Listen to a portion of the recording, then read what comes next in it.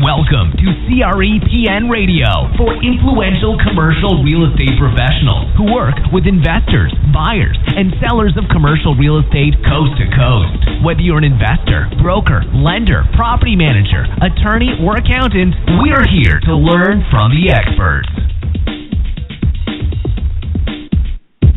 Welcome to Commercial Real Estate Pro Network, CREPN Radio. We're so glad you could join us. My name is J. Darren Gross. I am a real estate investor and a commercial insurance broker. And since my first real estate deal many years ago, I've had a thirst for more knowledge about real estate investing for myself and so that I could better serve my clients.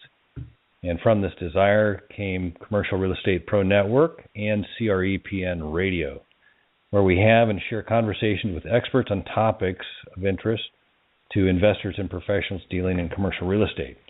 And bottom line is the goal is to help.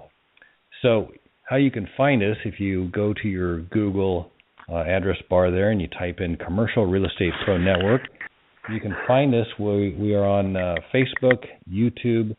We've got a LinkedIn group, and you can also go to the Twitter, and our handle is at CRE Pro Network. And coming soon, we've got a website, going old school, going to have a website. And that the website address is commercialrealestatepronetwork.com. Now, how you can help, if you like what you hear, you like what our guests are saying, and the download materials that are being provided, you can help us out by liking, sharing, following, and we'd love to hear or see what your comments are about what we're providing.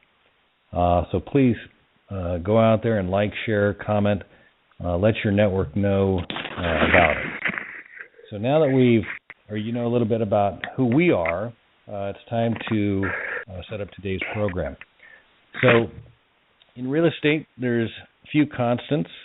There's location, location, location, and then there's also this thing called money. And there's always a constant need for money, whether it be for purchase or for repairs or just flat out the goal in real estate investing is to make money. And when it comes to funding, there are a number of ways to do it.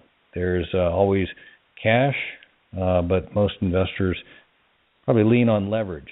And leverage, you can go conventional to a bank or non-conventional as a percentage of the loan to value, or maybe seller financing or friends and family financing. But have you ever considered using your IRA? Well, listen up, because today we're just so lucky to have our guest as an expert in self-directed IRAs. And our guest today is Edwin Kelly. He's the CEO of Specialized IRA Services. He's a America's leading expert. He's got over 24 years experience on self-directed IRA accounts. And he has worked for such notable companies as UBS and BISYS. He is currently the CEO again of Specialized IRA Services. A couple more highlights here. I mean, it's just a list of accomplishments. He's helped a self-directed IRA company grow from 2 employees with 300 accounts up to 15 employees and 3,000 accounts. In 7 years, he grew one company from 97 employees to 300 employees. They went from $2 billion to $12 billion in assets under custody. So substantial, explosive growth. Edwin he's an avid educator. He loves to add value to his clientele by developing significant knowledge assets at every company he's worked with. And he's passionate about their self-directed IRA options. And he's a regular engaging speaker. He does seminars, workshops, webinars. He's a radio guest. He's made several special appearances on The Money Show, and he's been featured in national magazines, newspapers throughout the United States. Topics that he normally speaks on or regularly speaks on are what people can do to improve their retirement picture using some investment strategies with their self-directed IRA. He attended the Ohio State University, and he's got an MBA from Franklin University, and he's also an author. He's authored a best-selling book, Leverage Your IRA, and he's currently working on his second book, The Retirement Dilemma, and 7 specialized strategies you can implement to solve it. With that, I'd like to welcome our guest, Edwin Kelly. Edwin, are you there?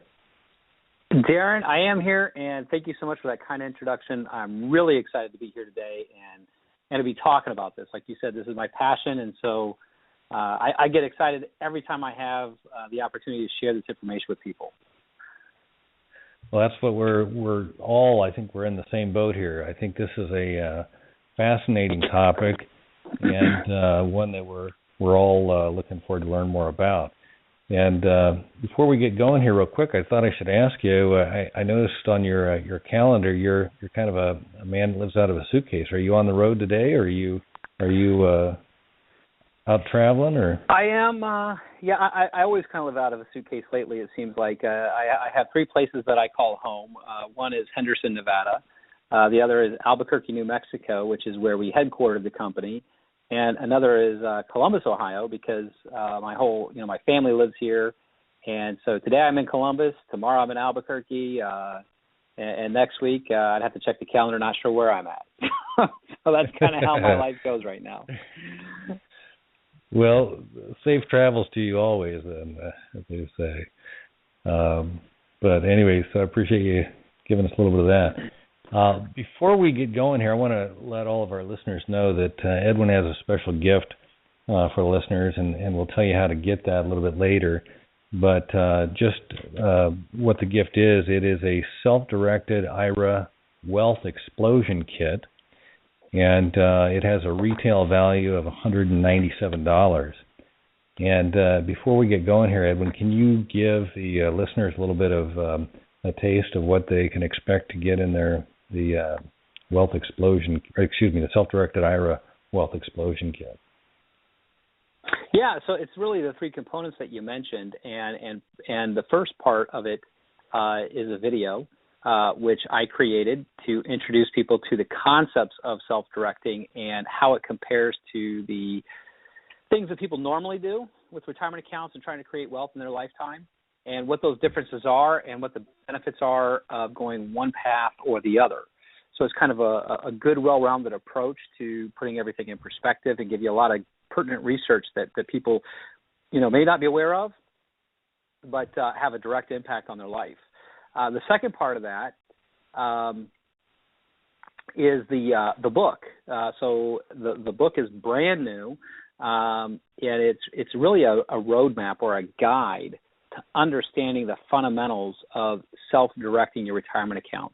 What accounts are available, what are some of the basic rules and regs, what are some case studies and success stories so that you kind of know what you have to shoot for, just a lot of really terrific information in there. And then the third component is the one that's truly the most valuable component, because I can give you a lot of great information, education, and training, but here's the reality of it. You are different than the person I talked to 10 minutes ago. You might have a different amount of money. You have a different time frame, different goals, different fears, things that you're interested in, things that you're not interested in. As a matter of fact, sometimes your plans might be very different than your spouse's plans if you're married. And so what we're able to do through those consultations is custom create a plan, take all that terrific information, look at who you are, where you're at, and where you want to go, bring it all together so that your plan is not a cookie-cutter plan. Instead, it's customized specifically for you. And that's what the consultation accomplishes. If I could do it any other way than a consultation, we would have figured it out. But what we realize is that every person listening right now is so unique and different that one size does not fit all, particularly not in this space. And so we really want to make sure we take the time to create that custom plan for you and get you moving forward so that you can move forward with a great deal of confidence. That's great. I'm sure everybody will really have a terrific gain in downloading that and look forward to getting that. And we'll tell you how to get that from Edwin here a little bit later in the program. But I just want to let you know that there are some tools that Edwin's making available, and it's very gracious on his part, and we appreciate that, Edwin. So let's jump into the topic here, and just as kind of a stage, or to set the stage here a little bit, wanted to just look at IRAs and what people traditionally think of. I think most workers, most anybody that's been in the employment workplace as an adult probably has been approached by their employer to enroll or to engage in some sort of a retirement funding. And it's common, I think, in the workplace. I mean, it might be a profit sharing or an IRA or whatever. But the bottom line is it's typically a vehicle through some sort of a payroll deduction for workplace retirement account setup. And whether or not people pay a lot of attention to what's in the account or not, it's designed to kind of happen over time, and a pot of money grows, and with appreciation in the marketplace and the time value of money, the plan is that there's enough, or there's a significant sum there, so that when you're ready to retire, you have the means to retire and live without having to continue to go to work. Is that kind of the basics? Is there more, or is there anything different that you see when you talk to people when they first hear about what you're going to talk about? Yeah, so, Darren, that's a really good point, because that really is conventional wisdom, right? What we've been taught our whole lives is, go to school, get a good job, save some money, and when you retire, right, you get the gold Rolex and a check the rest of your life. The problem is that according to a Social Security study that was conducted recently, for 95% of Americans, that doesn't hold true. And you don't have to go any further than your local Walmart to figure that out, because when you walk into Walmart, who greets you at the front door? Are they high school students? Are they college students working? Or are they people who should be retired but aren't, right? They have gray hair or they have no hair, and that's typically who's working at Walmart. And the reason why they're working there is that that's their retirement plan. Now, they didn't plan it that way, but that's kind of what happened. So to your point, Darren, that's what people are told to do, and then they're told if you just do it long enough, it'll work. Unfortunately, it just hasn't for them, and that's why people are starting to think about, well, is there an alternative? What is it? What does it look like? What's it called? People are really asking that question now. Right. Well, and that I think there's also some sort of a sense of it's such a far away place and it's such a far away time, and if you don't pay attention to it, it sneaks up on you pretty fast, and you may end up with a whole lot less than what you thought you were going to have in that IRA. Yeah, well, it's an interesting phenomenon, because when I talk to people, I'll talk to them, and we talk about some of these things, and I'll hear, somebody will say to me, oh, I've got all the time in the world, I'm not worried about that yet. And then the very next day they wake up and they say, oh my gosh, I waited too long, it's too late. So they went from I got all the time in the world to overnight they go to it's too late. And so the short answer to that one is it's never too early and it's never too late. The right day to get a plan in place and start making a change is today. No, well said. So I mean, I just trying to kind of set the stage again. So people have a perception of what an IRA is, and they come across somebody like you that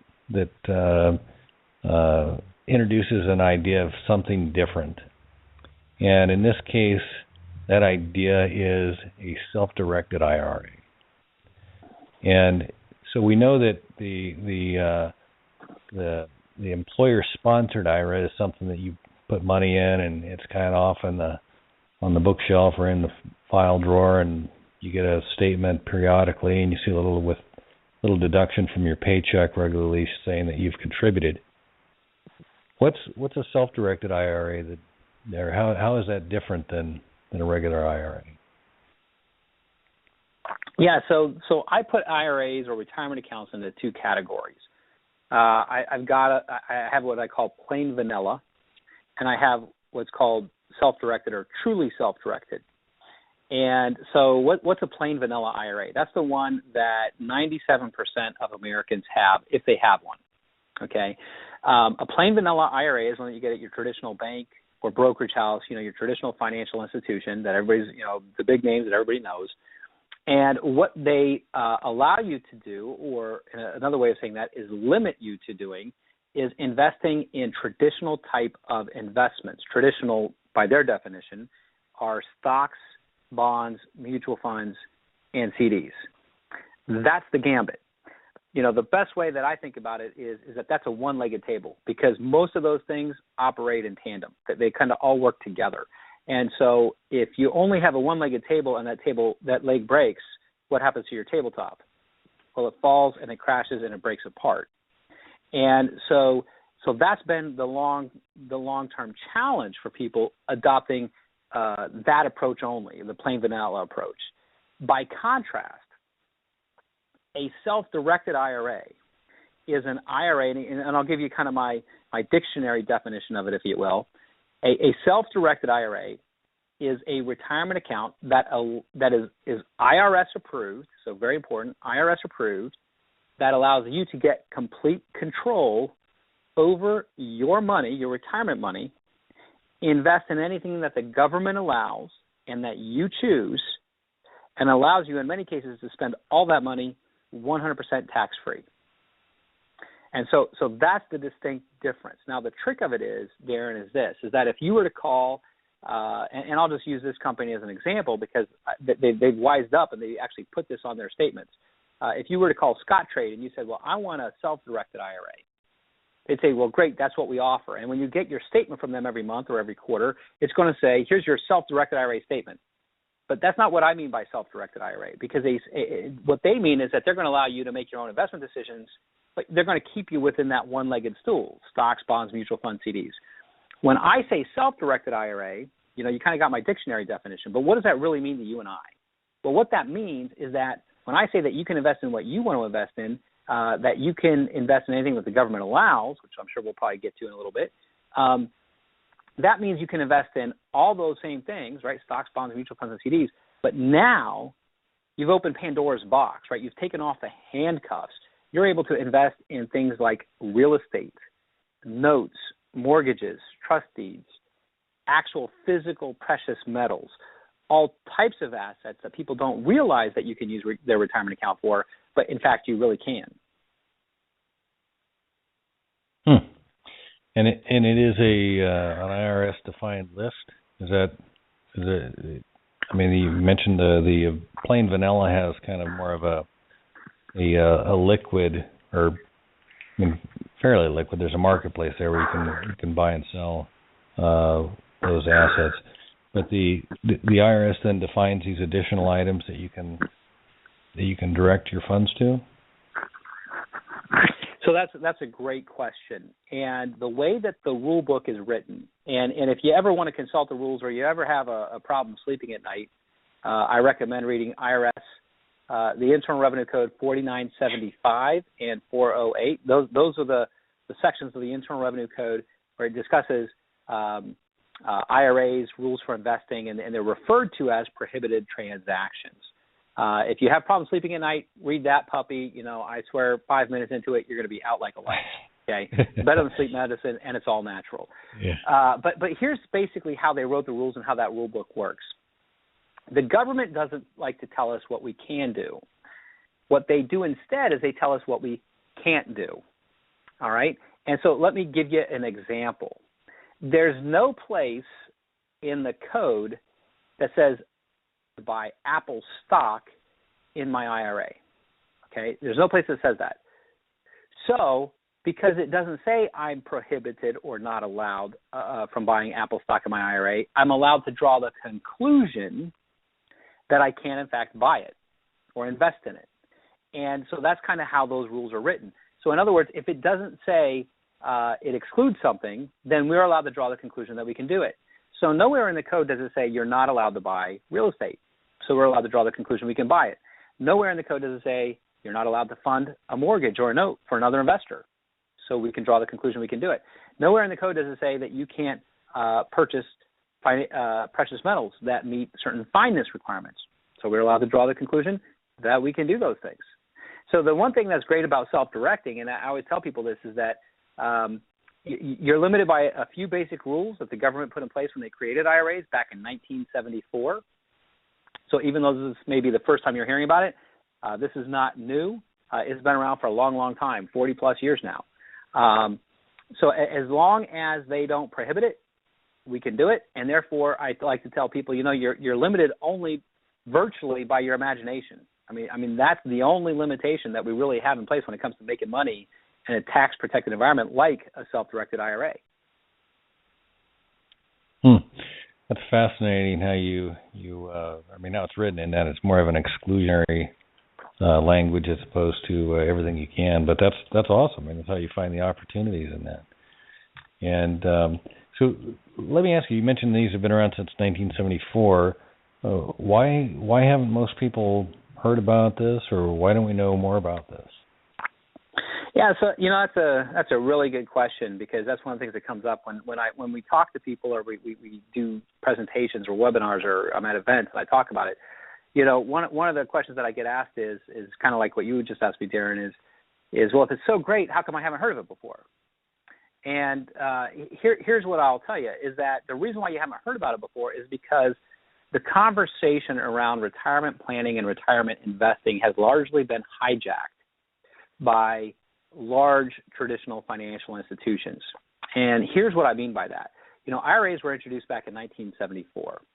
And back then you could only put $2,000 in it. Actually, initially they only allowed you to put $1,500 in it, but they quickly increased that limit to $2,000. And that was the contribution limit. And so people say, well, what do you do with $2,000? Like, you can't even necessarily buy a round lot of stock, right, 100 shares. And so that was kind of what spurred the mutual fund industry, because they said, well, what if we got together and we bought a basket of stocks, and then somebody bought into that share of that basket? And so because some traditional financial institutions were kind of first to market with that concept, everybody got the idea, well, that's how it's supposed to work. But the rules haven't really changed that much since 1974. And so people were always able to do these things. They just never heard about it. Now, why didn't they hear about it? Why haven't traditional financial institutions like your local bank or brokerage told you about this? Well, here's the reason why. If you look at their financial model, they make money based on two things: fees and commissions. If you buy a stock, they're going to get a commission. If you buy a mutual fund, you pay a load, which is basically a commission. Then there's ongoing fees embedded in those financial products that automatically get deducted from your account. And you don't know what you pay dollar for dollar every year for your retirement account. Nobody does, because they don't have to report it to you dollar for dollar. So nobody really knows what they're paying for these accounts. If, by contrast, you were to go out and say, hey, I found a property that's in foreclosure at the end of my street. I want to buy it with my IRA money and rent it out. How would that bank or brokerage make any money on that transaction? And the answer is they wouldn't. So they simply don't talk about these things. And oftentimes, if you call the bank or brokerage and you say, hey, I heard I could buy real estate in my IRA, I want to do that. I want to buy this property at the end of my street. The answer you're going to get, well, you can't do that. And what they really mean is you can't do that here, because they won't allow you. And by the way, every financial firm who's licensed to do this is able to put additional restrictions on investments, meaning we're allowed to decide what we hold or don't want to hold as a financial institution. We are empowered by the government to make that choice. Okay, we can't make the rules more liberal, but we are allowed to restrict them. And that's basically what they do. They just simply restrict the rules to offering you investments that they can earn commissions on and pretty large fees on. And if they can't figure out a way to make a commission or a fee on a product, you're not going to hear about it. So it's more of an internal way of governing the actions of their employees to a specific model of the stocks, bonds, CDs, et cetera. and get the commission and the model they're used to working with. And I mean, that's an internal. What you're saying is that the brokerage sets those rules internally, not because the law clearly allows it. It's just the brokerage has kind of said, no, we're not going to do that here. All yeah, right? exactly. They could do it if they wanted to, but they don't do it. So I think you put that very well. Got it. So I'm kind of looking at my little list here, some questions I wanted to get past here, go through here with you. So we've talked a little bit about why people haven't heard about it, and rules. I mean, we talked a little bit about the limitations. The limitations it sounds like they're few as far as what the investment opportunities are, but it's more a structure of the marketplace is kind of what I'm hearing is why it's not a widely discussed topic. Is that I'm right on that? Yeah. So one of the things is that this is an area of specialization, right? I mean, this is a niche area of retirement investing. It's a niche area of financial services. It's just a niche area. And traditionally, the main people who have used self-directed retirement accounts are some of the wealthiest families and institutions in the country. And one of those examples is Mitt Romney. So, and by the way, I don't care if you like Mitt Romney or you hate Mitt Romney. I don't care if you're a Democrat or Republican. This goes to just kind of illustrate the point here. When Mitt Romney ran for president, he chose to disclose his personal financial statements. And one of the things that got a lot of press was the fact that he had established an IRA. It was a self-directed IRA, okay? He had established that IRA for 15 years. That's how long he had it. And during that time, let's just say that the average contribution, because it changes from year to year, let's just say the average contribution limit every year for Mitt was about $5,000 a year. So 5,000 times 15, right? That's how much he was able to deposit into that account directly. But when he ran for president and he turned over the financial statement for that IRA, that self-directed IRA, it showed that it had a balance of $101.2 million. So when I talk about, the wealthy elite using these strategies, that's what I'm talking about, okay? Personally, Darren, I'll tell you this, that's not the largest IRA I have personally seen. I actually saw one IRA that had an account value of $180 million in it. That was the largest one I've personally seen.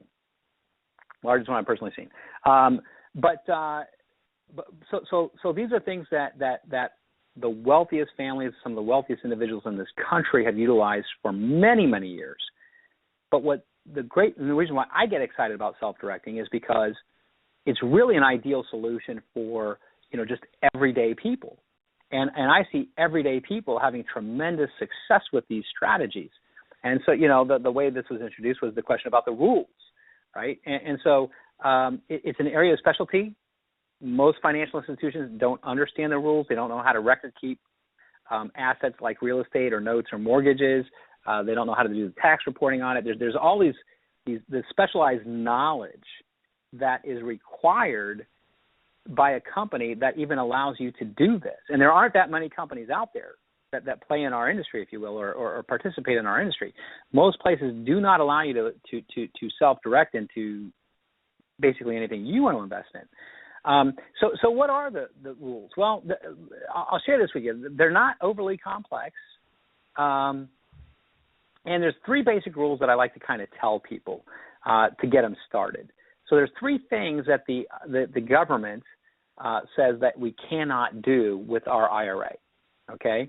And so here's the first one. Darren, do you prefer beer or wine? Just out of curiosity. Probably go to the beer. You go to the beer, okay. So here's the first rule that they set up with regards to IRA investing. You are not allowed to buy beer in your IRA. Now, people think I'm joking when I say that. They actually put that in the rules, okay? It's under a larger heading called alcoholic beverages. We cannot buy or invest in alcoholic beverages inside of our IRA. Okay, one heading above that is collectibles. So that's kind of the heading that this falls under. Now, here's what I will share with you, Darren. Although you cannot buy beer in your IRA, I can show you and teach you how to buy the brewery that makes it. All right? So that's the first thing we can't do. No alcoholic beverages, no collectibles in the IRA. So it can't have the beer can collection that's got beer in it, right? That's the that's right. Collectibles, The right? beer can collection that has beer in it today and doesn't tomorrow. That's right. You can't invest in that. So that's off the table. Second thing that you can't do inside of an IRA, again, these are the government rules. These are not Edwin's rules. These are the government's rules. So we just got to know what they are and go buy them. You cannot buy life insurance in your IRA. Now, life insurance is a good thing to have. I have it. You should have it. But we just aren't going to buy it in our IRA. Okay? So that's the second thing we can't do. So far, this is not too complicated or complex. Third and final thing I'm going to touch on briefly is the one that we really have to pay attention to when we start self-directing, and that's called self-dealing. Self-dealing. What is self-dealing? And this is really the focus of the code when it comes to prohibited transactions. The focus of the code is that they don't mind tax avoidance, but the government hates tax evasion. And so what that means is that let me give you a scenario what self-dealing is, because it's really kind of common sense if you stop and think about it. If, Darren, you own a piece of real estate right now, and let's say you want to sell it to take a $100,000 profit off the table, well, you're going to pay taxes on that if you own it or an LLC that you have owns it, right? That's going to trigger a taxable event. So what you'd probably be tempted to do is to call me and say, hey, Edwin, I want to transfer or sell this piece of real estate to my IRA because then I'm going to sell it. And I know if I sell it inside the IRA, I don't have to pay any taxes. That's why I asked you, Darren, how much do you want to sell it to your IRA for? Well, I'll sell it for $1. Exactly, right? The government knows that that's what we would do, and they would consider that tax evasion, not tax avoidance. So basically what they say is that the real simple rule is that if you own it, control it, possess it in any kind of way, then you're not putting that in your IRA. So that's really the crux of self-dealing. And let me just touch on this really fast to kind of wrap that section up, because people say, okay, well, I own real estate now maybe, or I just put a contract on a property, and so you're saying I can't do that in my IRA. Here's how this works. This is the best, cleanest way to think about it. Once you have a self-directed IRA set up and established, which takes a few minutes, the paperwork is pretty simple. Second thing is so that's step number one. Step number two is you put money in that IRA, and we can talk about that later if you want, but you have money in that IRA. Third step is you make an investment. That's basically the self-directing process in a nutshell. Step one, you open one. Step two, you put money in it. Step three, you direct it into what you want to invest in. As long as you have an IRA with money in it set up, every new investment you consider doing going forward is a good investment for your IRA. Anything you're already involved in personally, just keep that off the table and keep that away from your IRA. That's the cleanest way to think about it. Got it. So you don't want to mix up your what you've already got with what you're going forward with in your self-directed IRA, right? Exactly. Yeah.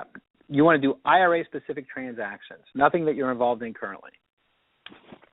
Got it. So you kind of laid kind of the groundwork as far as kind of the rules and the allowances, and you can't do the beer can collection. It's got beer in it. It got that.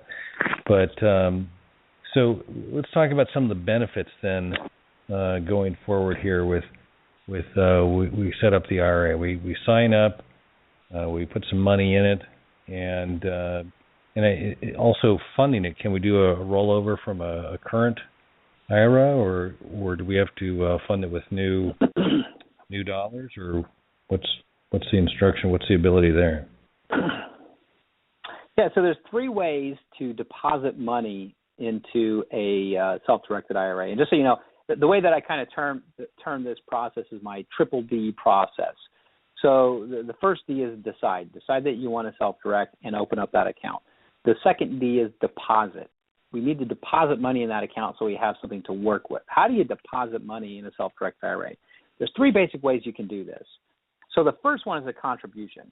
And what the IRS says is that if you have earned income this year, which I'm guessing pretty much everybody listening right now probably does, then you're allowed to take money from your earned income and deposit that into an IRA. So that's called a contribution. That's one way of doing it. A second way of doing it is a rollover. At least that's what it's commonly called. And a rollover, typically when people use that term, what they mean by that is that I have this old 401k or 403b or TSP from a previous employer, and I want to move that money. Well, you can. It's tax-free movement. It's penalty-free movement. And so you can move that money from that old 401k or company-sponsored plan into a self-directed IRA, and that's way number two to get money in the account. And then the third way is what's called a transfer.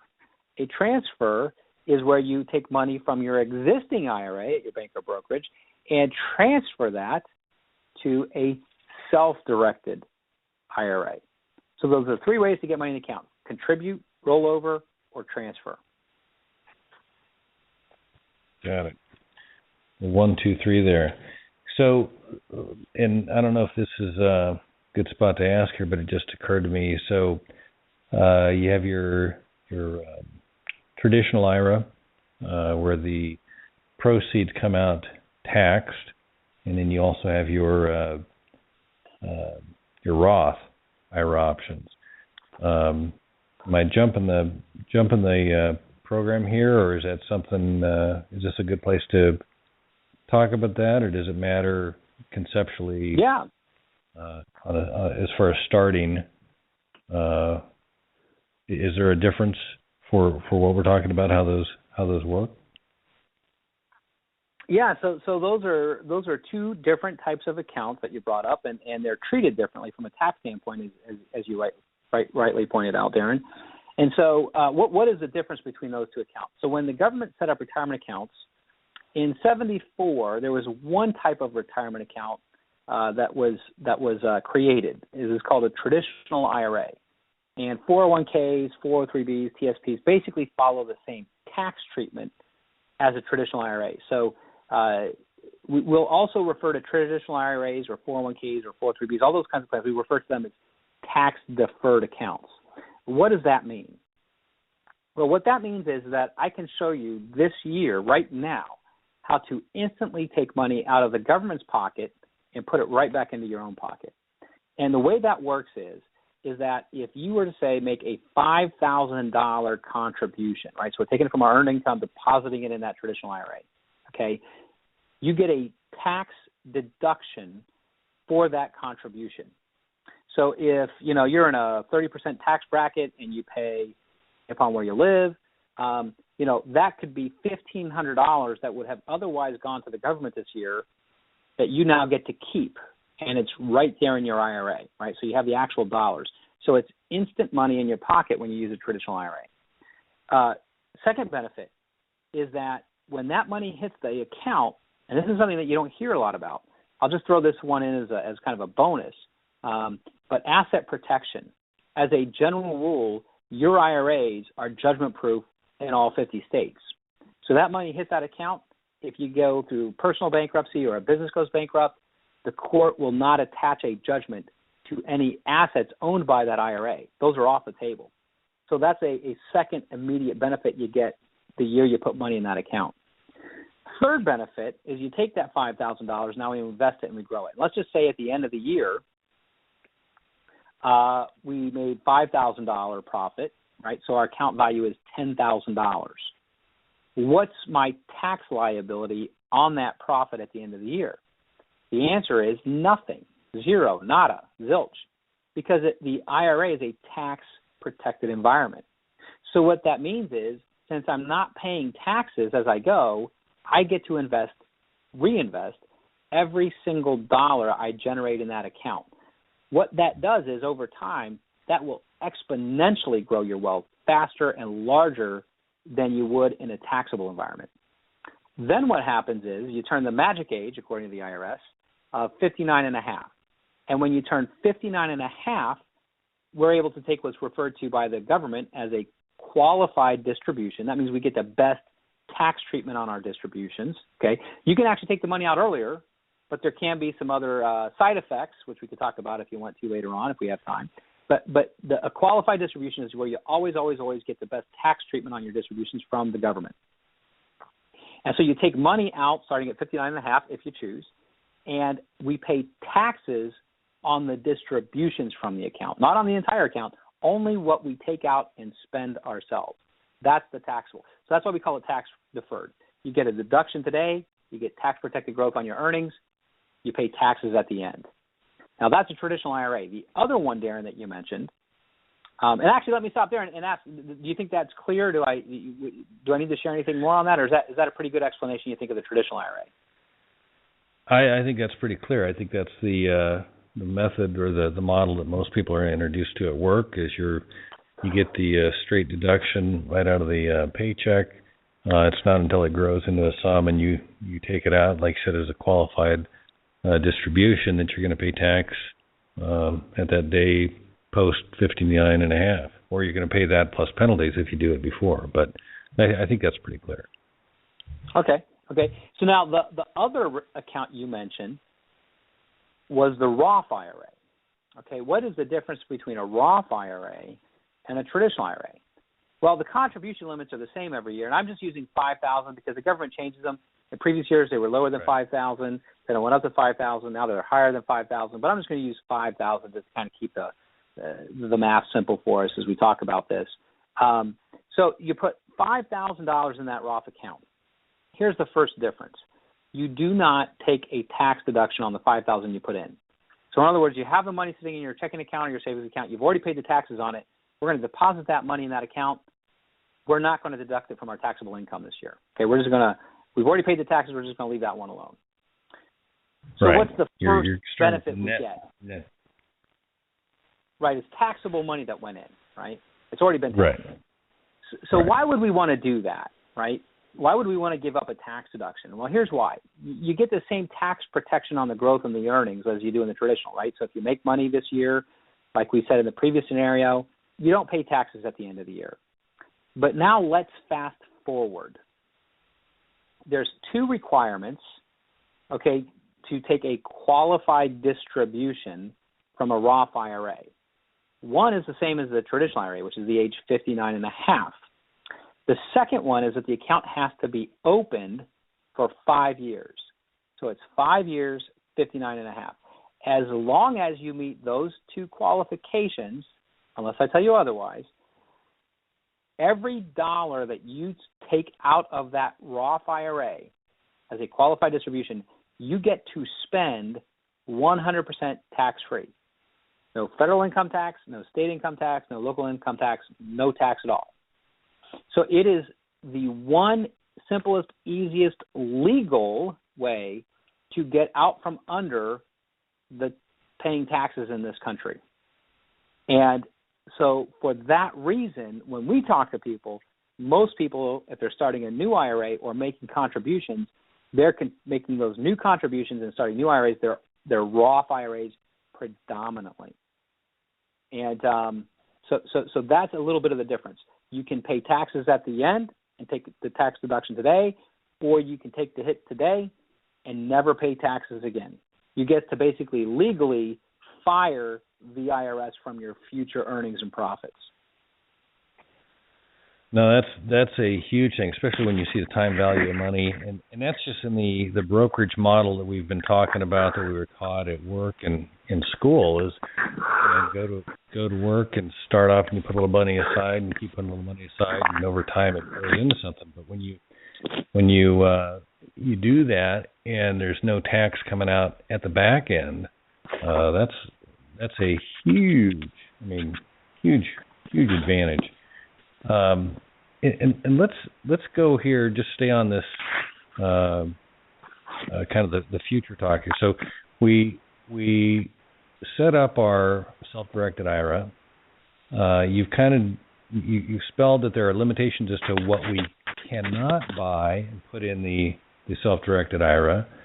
But let's talk a little bit about, real estate investing, and then also, like there's different types of real estate investing. I mean, there are people, like you said, buy notes, buy mortgages, the flip, single family flip is a big thing right now, or even buying a multifamily or some sort of a commercial real estate. Maybe you improve it or find a something that's missing, and you figure out how to make it work better, and then you get your numbers looking a lot more attractive to a potential buyer, and you sell it.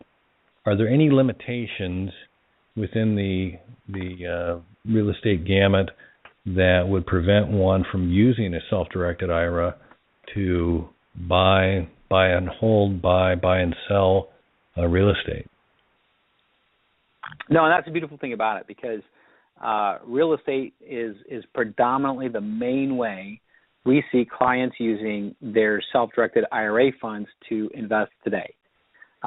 Number one is real estate transactions, and number two, and it depends on the month in terms of which clients are doing what, but the top two investments that we see are basically real estate, where they're taking direct title to real estate, right? So the property is one side of the transaction, the paper is the other side.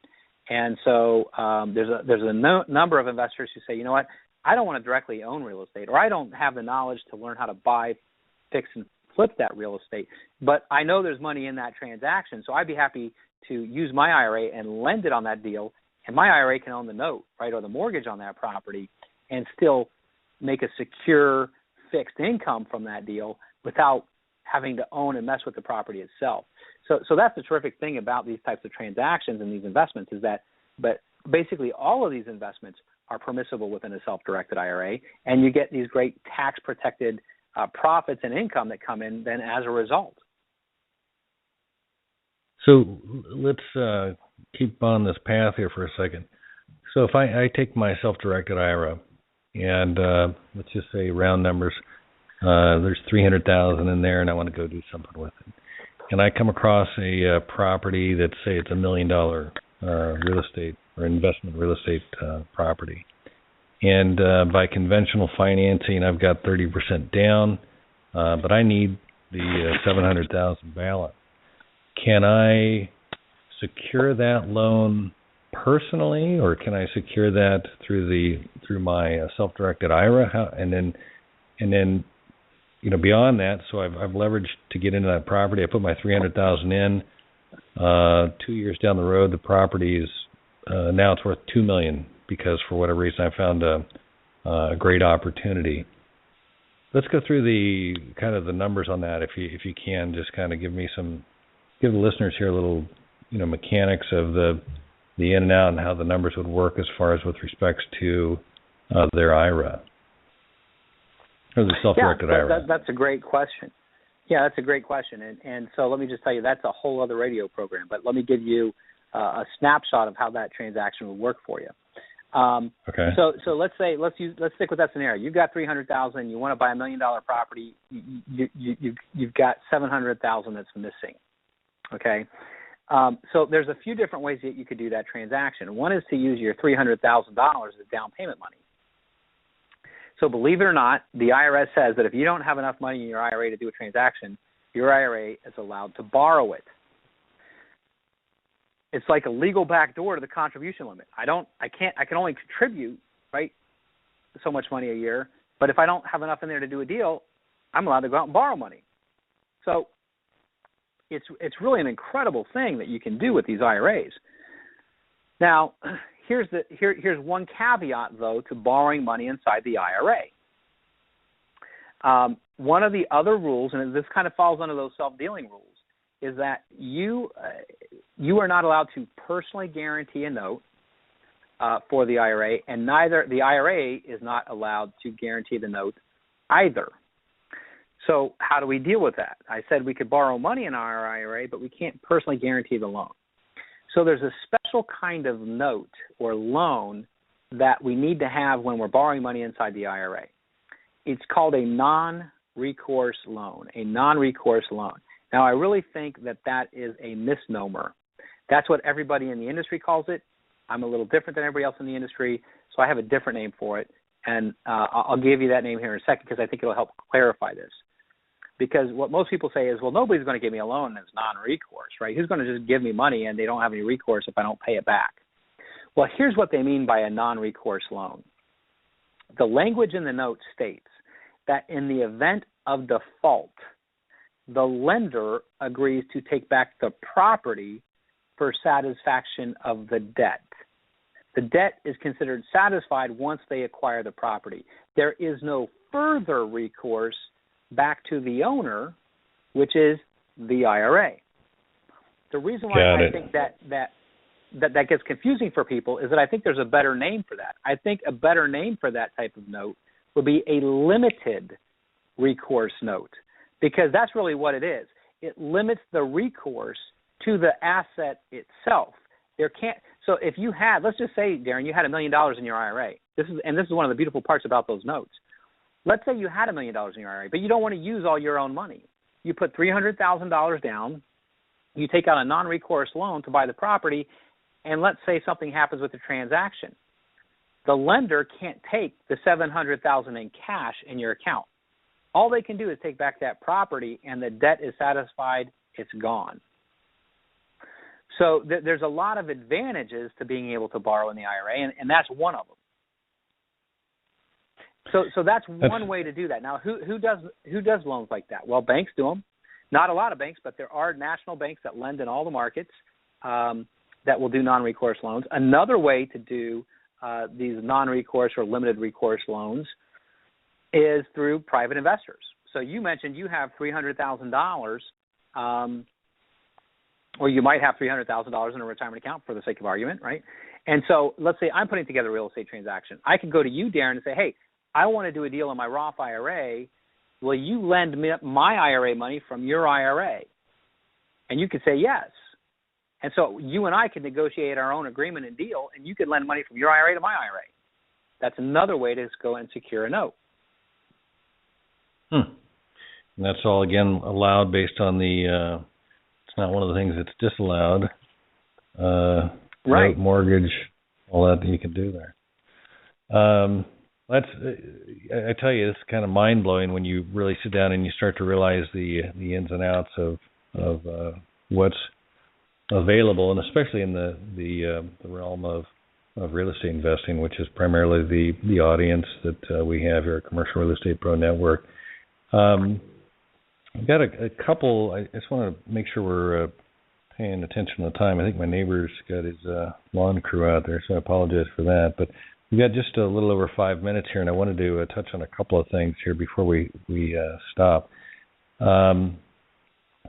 Is there a limitation? I mean, I think a lot of times in these scenarios of me, the employee that's left an employer or has funds available, can business owners and entrepreneurs benefit from this, or is there any class of individual that cannot benefit from a self-directed IRA?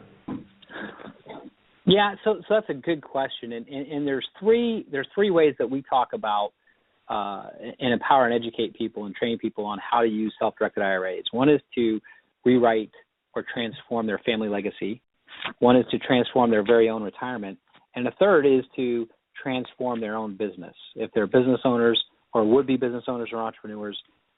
Because the reality is, if you go back to the scenario I gave you, right, where you could lend me money from your IRA to buy a piece of real estate, well, guess what? You could lend money to anyone. You could lend money to someone to start a business. You could become an equity partner in a new business venture. And one of the things that has really become my passion, being an entrepreneur and a business owner myself, being one of the founders of Specialized IRA Services, is that one of the things that I think is most beneficial right now in America today is the fact that you and I have the ability, and everybody listening can do this, we can take our money away from Wall Street and put it right on Main Street. That's where this country became great. That's where jobs are created. That's where really all the good happens. And so if you're a business owner and you're getting tired of going to the banks and having to fill out the lengthy paperwork and going through the red tape and all those kinds of things, you can literally go talk to former colleagues, people living in your neighborhood, your doctor, your attorney, right? People that you just intersect, because they all have retirement accounts. And they have an opportunity when they hear about this that they could become a lender for you or an equity partner for you to fund or start a new business or an existing business. And so we see business owners really starting to latch onto this and use this as a primary funding source for their business. And if we had more than a few minutes, I could give you several case studies on it. But I'll just tell you, we've had people who have financed. I have one guy who I was talking to, a good friend of mine and a client. He literally funded an entire movie project, which premieres, I believe it's this coming Friday in Las Vegas, and the name of the movie is Street, S-T-R-E-E-T, Street, and it's one of those UFC mixed martial arts movies, and that movie was financed by a group of self-directed IRA investors. That's what enabled them to create that movie, make that movie, and distribute that movie. So, of course, we're hoping that becomes a really big hit. But that's the point, is that self-directed IRAs can play into any application, like I said, and so it's just really, really powerful. Oh, that's fascinating. All the different opportunities, and like you say, I guess kind of what I'm learning here and listening to you is the ability to take that money out of the account on Wall Street and actually put it back into the community, or if you've got somebody that has an opportunity to do good, make that loan, make it yourself, and that's awesome. I'm just looking down here. And if I could just touch on that real fast, one of the things that I love about being a business owner, Darren, and I'm sure you feel the same way, is that, when you highlighted in my background that I've grown, several companies, and I didn't own the previous two, I own this one. And that's one reason why I'm in this third stop now, because I said, if you're going to do the business right, you got to have control over the business. And that was my philosophy. So I went out and started my own company doing this. And I built several companies in the past and turned one into the largest provider in the nation. But the really cool thing about it, and what gets me really excited, is that, like you mentioned, I started the one company with 2 employees and grew it to about 15 to 20 employees. But think about the families that feeds. And by the way, we had to hire in all kinds of services, right? We contracted with the local office furniture company and the local IT group and the security company, and we leased building space, for our business, obviously. And those people went out and some of them got out of renting homes and buying homes, and some of them were able to move out of their parents' house and rent their own apartment. And that's how the economy expands. And so that's why, I see the direct effect of people putting these things into place, because I've done it myself.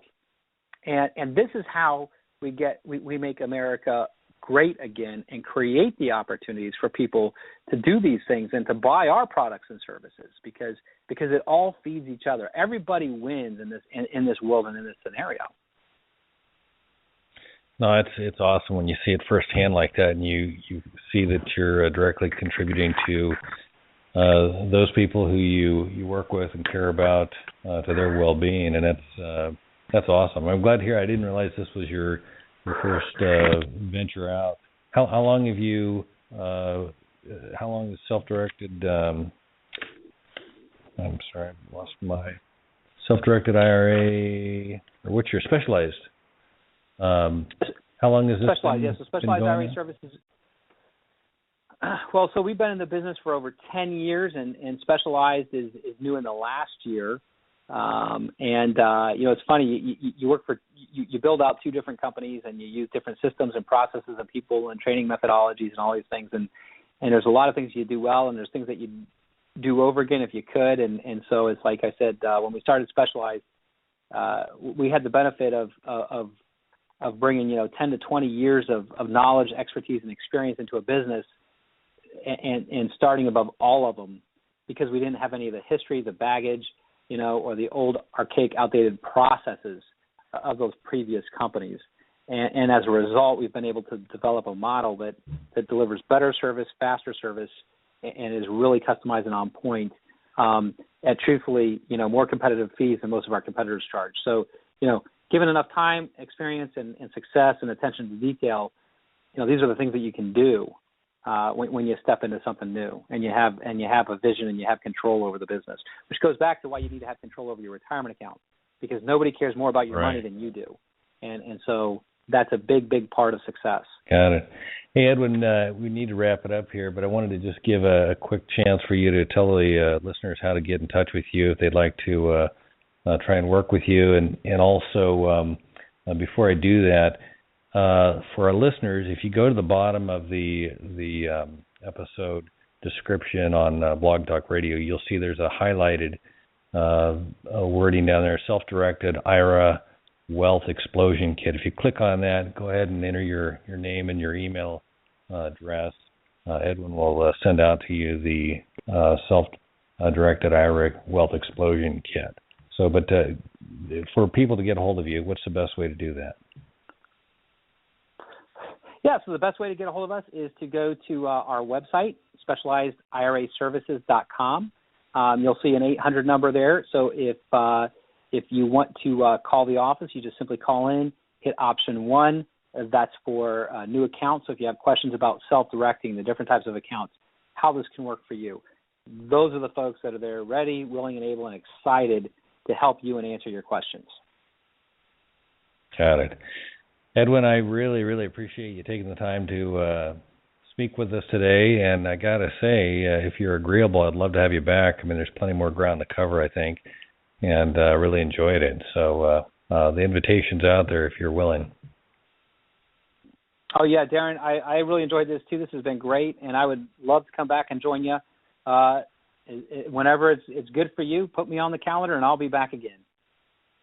We'll make it happen.